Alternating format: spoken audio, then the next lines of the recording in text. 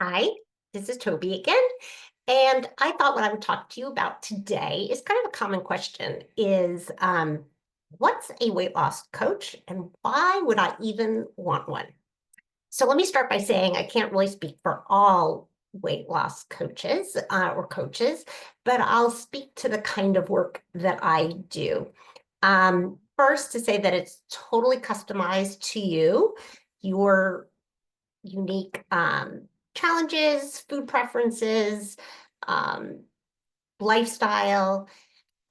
It's also the food is just one piece of it, but our food choices are so complicated, so attached to other parts of our lives and how we're feeling that when you work with a life coach, you get to not only look at the food piece, what am I going to eat, but also understand why am I making the choices that I'm making.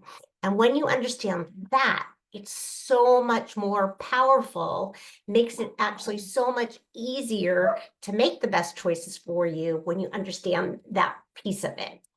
And I thought maybe I would give you a couple of examples or one long example.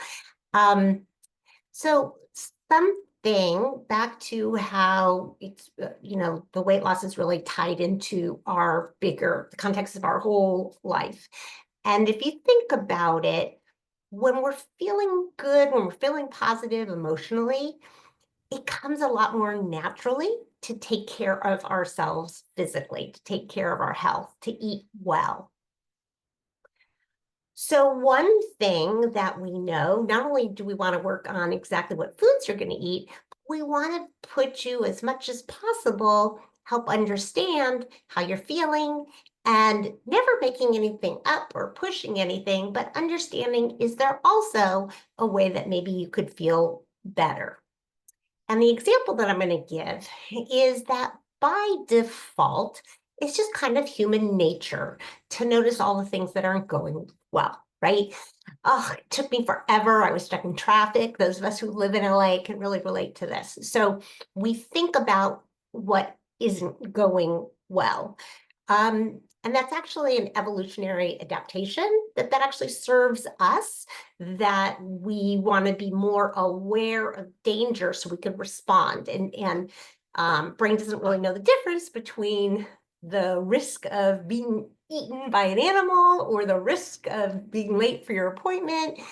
Our brain sees it sort of in a very similar context. So one strategy that you might want to try as we're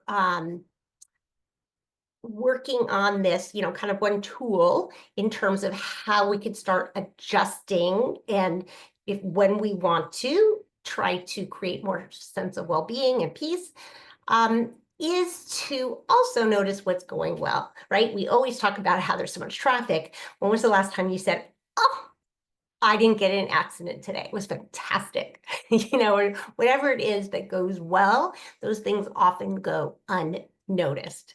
So a practice that you might try is anytime, well, for one, anytime you start noticing yourself thinking about all the things that are going wrong or the people that you're upset with, um, the things that are feeling hard, to just pause and ask yourself to also notice the other side. Things that we would normally just be blinded to, we wouldn't even think to look at. So that's what I want to offer you today. Whether it happens like when you're thinking something negative, you want to kind of pause and give yourself to also see the other side. Not necessarily only the other side of that same issue, but just in general, think about things like, oh, the weather's so beautiful today. Wow, I woke up and I feel pain-free. Oh, my coffee smells so good. It doesn't have to be anything giant, but just those little things, when we stop and notice those, can really change the way we are feeling emotionally, which then helps us make better food choices. All right, that's all for today. If you're enjoying these videos, I would love you to share them with a friend, and also go ahead and subscribe below. Thanks for being here, and I will see you next time.